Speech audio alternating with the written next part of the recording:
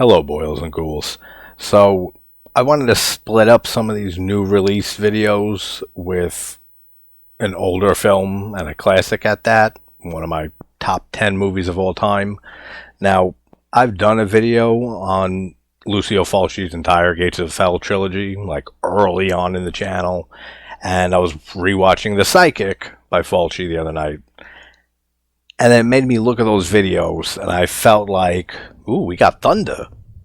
Made me feel like I had to go back to what I consider my favorite Fulci film. Now, there are asterisks next to that, as I can't really choose between all the Gates of Hell trilogy from Fulci, but especially City of the Living Dead or Gates of Hell and The Beyond. Those are pretty much tied for my 10th film of all time. So I've done this in the past and done revisited videos. Sometimes I'll just take the old video from early on in the channel that nobody was around to see then and edit it and throw some clips in or, pictures and stuff. Other times I'll record a full-on video like I did for The Thing Revisited. It's my favorite movie of all time. It deserved a second video because that's something I rarely do here is do a video on the same movie. Like, we're up to 1.4 thousand videos on this channel in a little less than 2 years, which, one, I'm insane, and two, 800 or 900 of those are discussions and reviews. So we've covered 900 movies on this channel, which again is insane. So I rarely go back and revisit films, but since this is a top 10 movie of mine, this is a masterpiece, and it's Lucio Fulci, and I'm in the mood for him. Don't worry, I will have other Fulci videos out in the next few weeks, because once I get in a Fulci mood, I'm in a Fulci mood. So if you haven't seen The Beyond, let's start there with spoiler free. Let's even start further back. If you're not a fan of Italian horror, or you're just looking into getting into it, maybe you've seen Suspiria by Argento or Deep Red, maybe a Mario Bava film like Black Sabbath, Boris Karloff narrating the segments, the classic ones, maybe Zombie from Lucio Fulci. That's usually like the one film that people have seen that aren't big into Italian horror. They don't even realize it is an Italian film. They just see it as another zombie movie. But I think this is one of Fulci's most nightmarish, fever dream-esque film. Like, the surrealism in this movie and just the nightmare fuel is dialed up to fucking 100 in this movie. As a whole, like the entire score of the film, this is also my favorite score to a Fulci film. However, that comes with a little asterisk as well.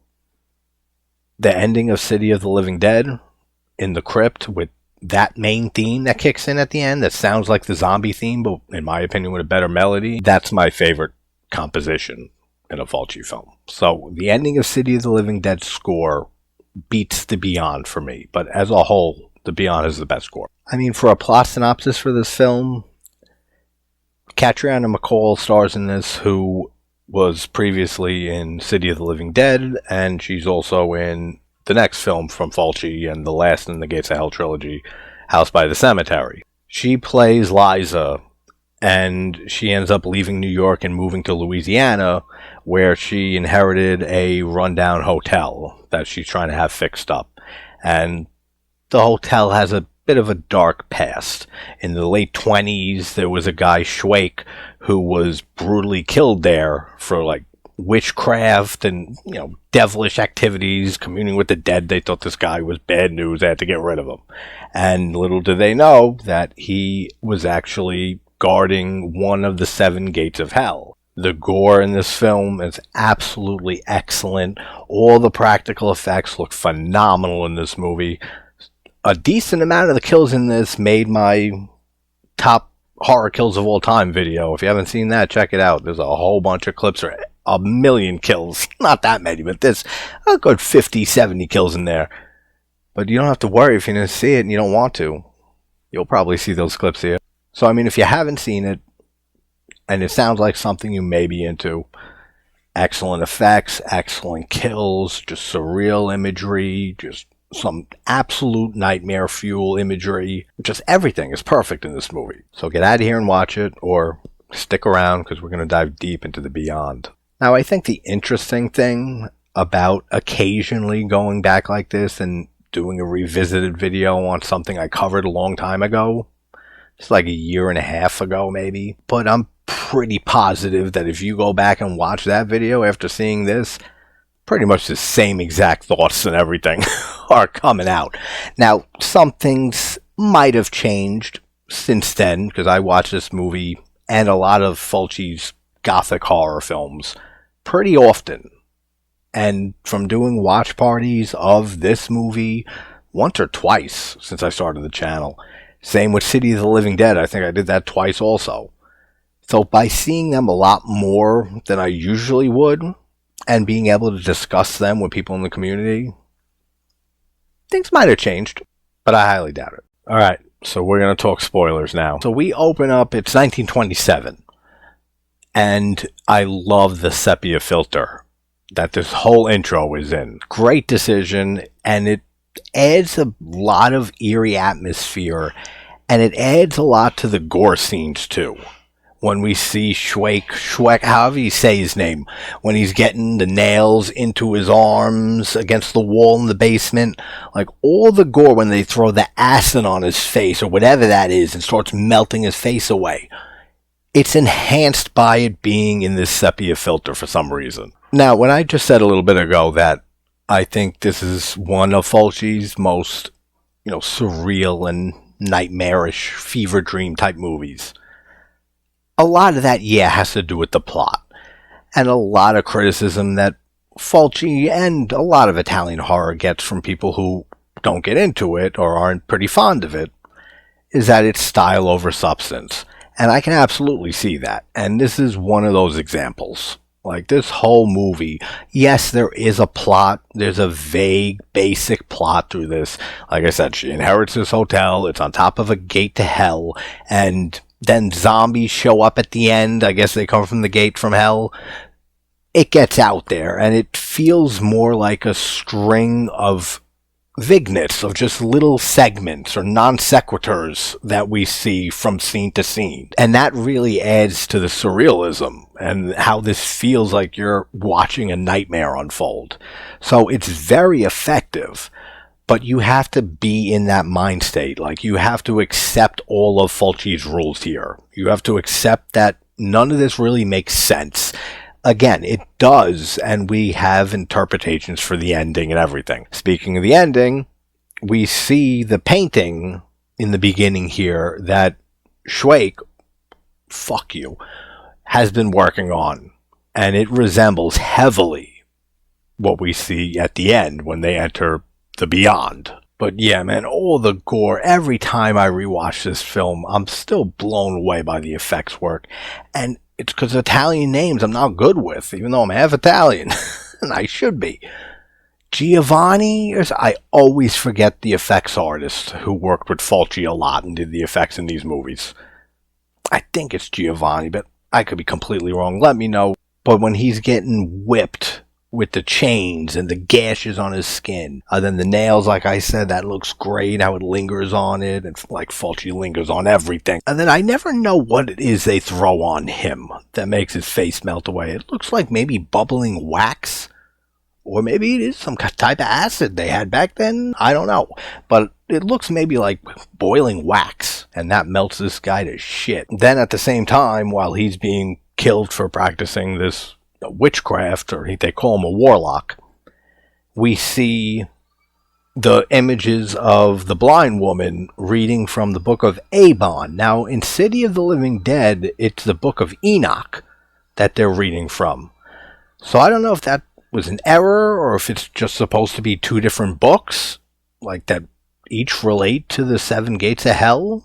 I mean, you would think that would all be in one book, but it doesn't matter. But I've always wondered, Abon versus Enoch. Like, is there supposed to be a difference there? Or did they just make a new name for this movie? And then we just get Fabio Frizzi's amazing score.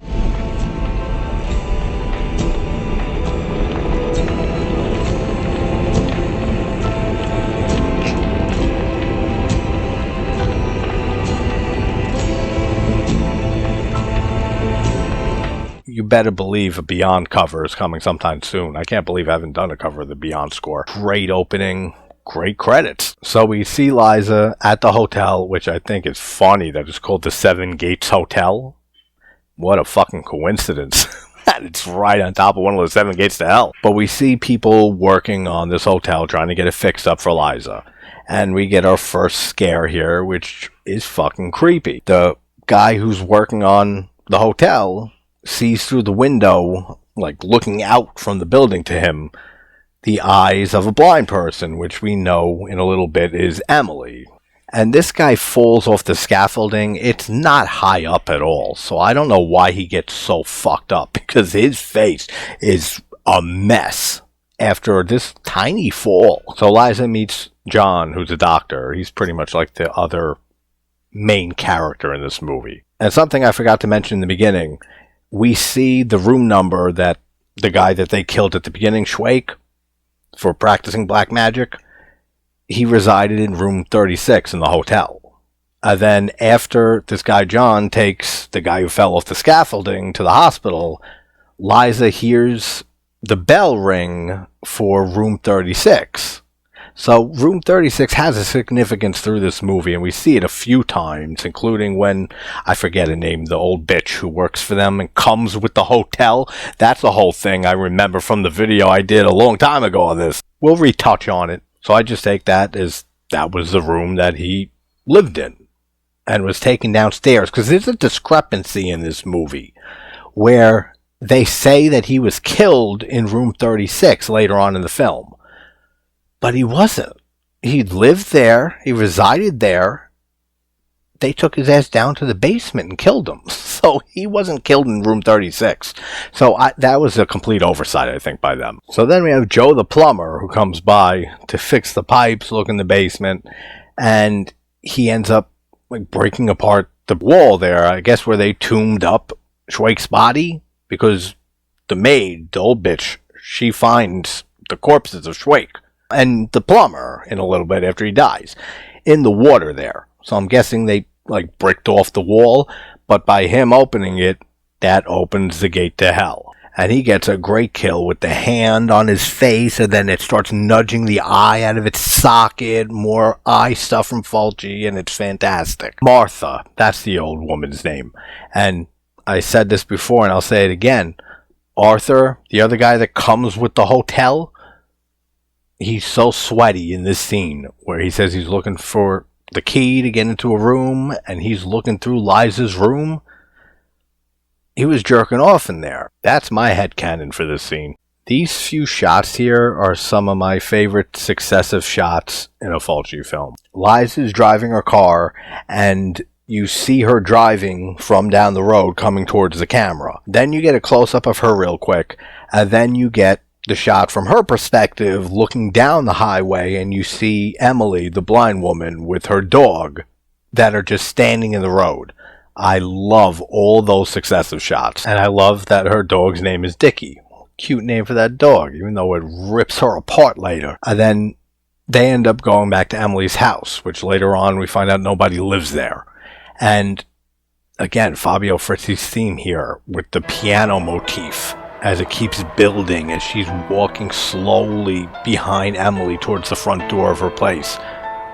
Fantastic. All the camera work, the visual imagery, the cinematography, the way this movie looks, again, how it just looks like a fucking nightmare taking place, and a complete fever dream that you have no idea what's really going on, even though you do understand it, if that makes any sense. One thing that always drew me into Fulci when I first started getting into his films is just, and of course he's called the godfather of Italian gore, is just how excessive he is, even with like the aftermath of a kill.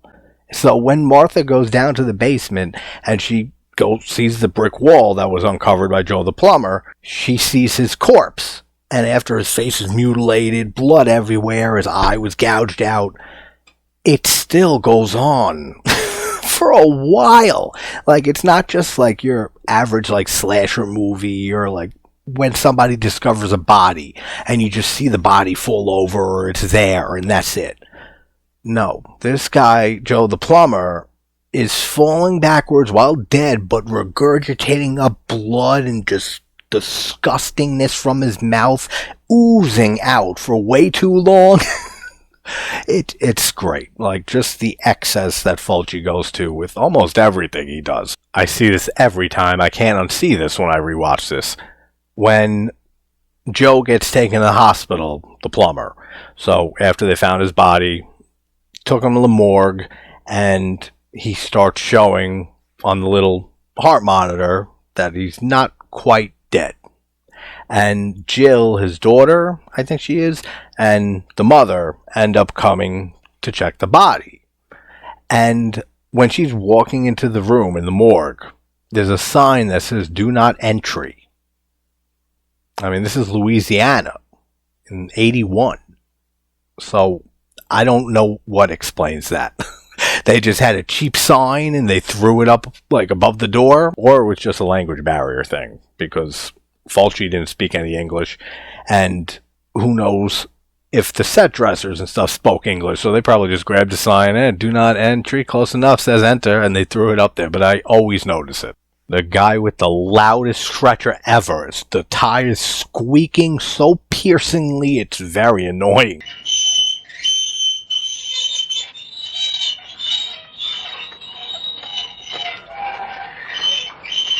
How did the wife get Joe the plumber dressed? He's dead. So he's all dead weight. She's not that big of a woman. I'm pretty sure I said a lot of this in the original video. But whatever I said, they're going to be similar thoughts because that's what I think when I watch certain movies. There's no way that she dressed him. It's not like she just put a shirt on or something. No, he's in a full-on shirt with a suit over it, with the pants, the socks. There's no fucking way this woman did that. Another thing, so the wife screams. She turns away from Joe's body and lets out a scream. And Jill, the daughter, the redhead outside, she comes running in and she looks over, and then the mom's just on the floor, unconscious. So I never know what the hell happens here. How did she end up on the floor? The last shot we see her in, she's standing and screams. Are they implying she just got the shit scared out of her and knocked her unconscious and she fell over? Or she just got shocked, fell over, and went unconscious? That's the only thing I can really make rational sense of. And you shouldn't be trying to make rational sense of a Fulci movie. Then we get a great death here with the beaker of, this is absolutely acid. Falls over right above her and falls all over her face. And then for some reason, as her face melts, it becomes like this weird gelatinous looking bloody slime. But again, it works with how crazy this movie is. And for people who aren't big into Italian horror or never seen a Fulci film and are watching this, when I say acid melts this bitch's face, it goes on and on and on. Like, it goes on for 2 minutes. That you're seeing this face just get eaten away by this acid. Then the bloody foam starts coming to Jill. But it's glorious. Oh, so this is where we get the stupid shit when Liza sits down with Dr. Joe again. And then they have the conversation about old bitch Martha and Arthur, the jerk-off dude. And says, why don't you just fire them? Like, they're not really helping in any way. And she says, I can't. They came with the hotel. What does that mean? They came with the hotel? You can't fire them because they came with the hotel? I don't know what that means. I never understood it, and I'm always going to question it because maybe somebody has an answer. They're not like psychically or paranormally linked to this hotel. They both get their asses murdered in this movie. So they're victims here too. It's not like they're ghosts that belong to this manor and they died here. Nothing like that. So when she says she can't fire them, I just look at her and say, what do you mean you can't fire them? Absolutely fire them and get 2 better workers. And she'd probably get this hotel fixed in a lot less time. So then we get the sad scene, the funeral for Jill's parents. Joe was murdered in the basement of the friggin' Beyond Hotel, and the mom with the terrible acid death. And then we see her getting consoled by whatever, some loved one. And then she has her eyes closed and she looks up. We get the pan in on the eyes, classic Fulci, and her eyes have gone white, have gone blind. Now, we see this happen to a few characters in this movie. Now, Emily is already like that. And I'm pretty sure it's her that's the cutaway scenes in the very beginning in 1927. So is she just immortal? Because she doesn't live at that house, but she is killed by her dog. So I don't know exactly what Emily is, but I feel like she can interpret the Book of Avon, just like Schweik did, and he was the protector of, the gate of hell under this hotel. All the other characters that are exposed to the forces from this gate of hell or from the Book of Avon, including Jill here, and then Liza and Joe at the very end, all of their eyes go white. So I think it has to do with the book and being in contact or near the gate to hell under the hotel. Let me know your theories on that. Schweik. That's how you say the guy's name who was murdered at the beginning.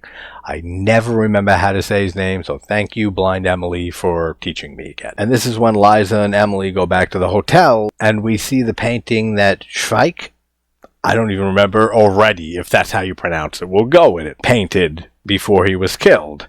And this is exactly what we see in the actual Beyond. And see, Emily says right to Liza after the bell rings again for room 36, and she says that's where he was killed, in his room. Not according to what we see in the beginning of this movie. He was killed in the fucking basement. So I never understood that. Then we get more great practical effects, not on a kill, again, on just a corpse. When Liza goes into room 36 and she finds the Book of Avon, and then she goes into the bathroom and she sees the body of Schweik like nailed up on the bathroom wall. Again, not where he was killed, but cool. The whole quick scene, one shot, where the score is playing again, the piano motif, and we have a close-up of Emily's blind eyes, and then it slowly pans away, and then pans up above, and she's sitting by looks like a piano. All of the camera work there. It's just fucking excellent. So then we get some guy, he's like the architect, I think, for Liza, like for the hotel. He ends up going to the library, and we get a little cameo from Lucio Fulci as the librarian here, talking to him before he leaves him alone. And he climbs up on the bookcase, reaching for the book. And then he falls off the ladder. But as he's laying, hopefully, well, not hopefully, but I guess paralyzed on the ground, a bunch of huge-ass spiders just come out from underneath, like, the shelf in the library and just start crawling on this guy. And again, this scene lasts for minutes, and it's elevated by the score that we hear at the beginning of the movie with that awesome bass, and these spiders just crawl on his face, his ears, his eyes, and we get great POV shots, like from his vision, seeing the they look like tarantulas, but who knows, seeing the spiders on top of his eye. I love all the camera work here too. And then they just start eating his face. They're ripping apart his nose, his eyes, parts of his cheeks. It looks beautiful.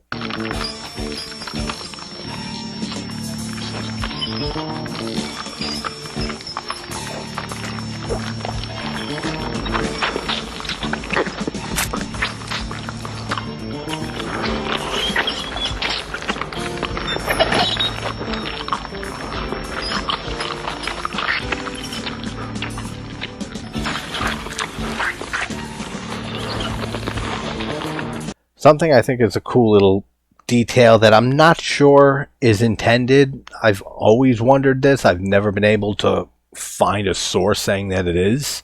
Because I've looked into behind the scenes and everything you can find on this movie. I mean, all my top films I've done that with.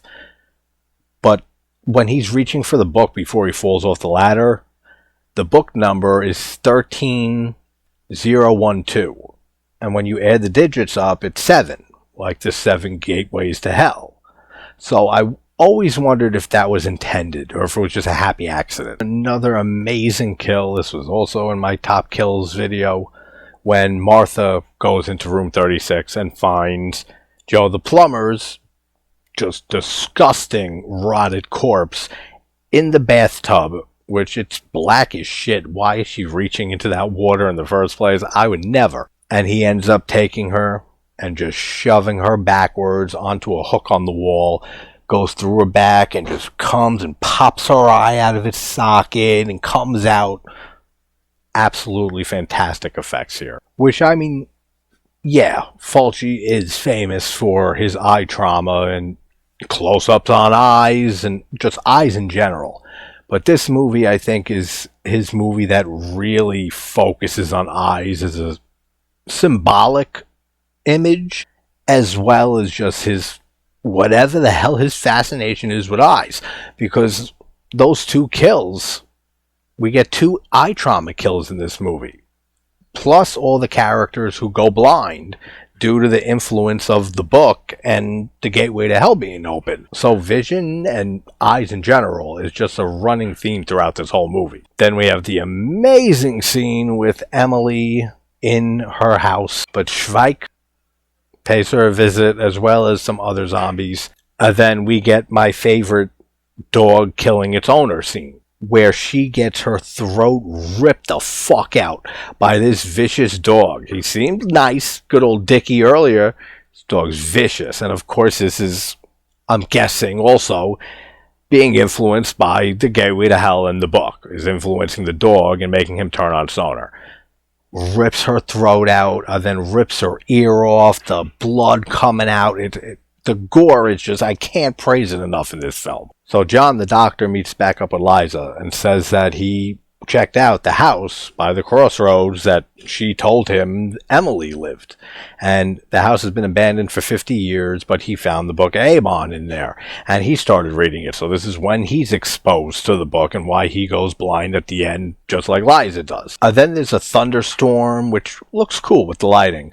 But I love this shot right before they drive to the hospital, where they show the hotel and the colored lighting through all the windows, but you see the dead like in all the windows, the silhouettes.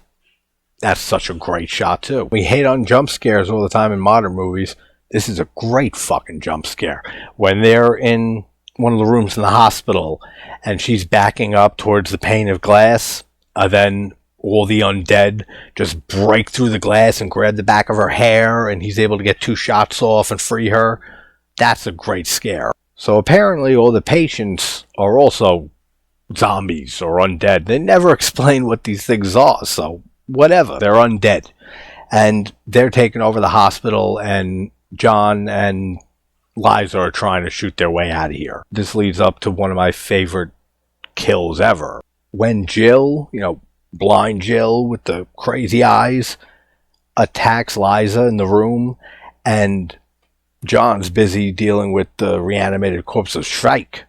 Again, who knows? And he hears Liza scream, so he just turns his gun, shoots this girl in the head, and this bitch's head explodes. The effects look fantastic here. Like, this is my favorite kill in this movie, and like I said, a top kill of mine. Oh, another great effect is when the glass shatters, and one of the other guys that's there with them, all the glass just goes right into his face, and then the blood starts pouring in excess out of it. So they try to escape, all the undead in the hospital. They go down the stairs, and they're instantly down in the basement of the hotel. So I always interpreted this as they basically already got sucked in.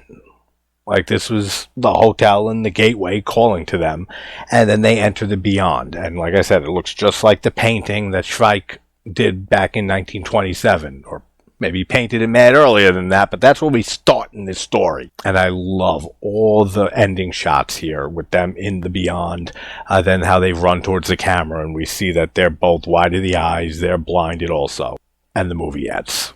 This is just a masterpiece of Italian cinema. This is a masterpiece of horror. To me, this is a masterpiece of just film in general. Like I said, it's tied. When I really think about it, it's so hard to compare City with the Beyond, because they are very different. Even though there are undead in both of them, they definitely have a different feel to them. There's more of like a Lovecraftian feel to City of the Living Dead, and how the zombies like teleport and they can just appear, disappear. Father Thomas being able to just look at you and make your eyes bleed or puke your entire insides out, which that whole scene there is just a reason why City is a contender that always ties with this movie. Plus, it has one of the greatest endings in a horror film for me, City of the Living Dead. So I feel they're just very different, whereas this movie is more of the out there film. This is more, I feel Fulci was trying to experiment a little more and push the limits of what he started with Zombie, then took to the next level with City of the Living Dead. And this was him just trying to take it to the next level after that and just make an all-out insane movie that doesn't really make sense, but it has that plot line throughout it that connects everything. Masterpiece of a movie. So this was fun revisiting the Beyond. I'll probably do something similar for the other two films in the Gates of Hell trilogy, but in the future I want to definitely cover other Fulci films. I haven't yet. So hope everyone's having a great morning, afternoon, or night. I will talk to you soon. Take care, everybody.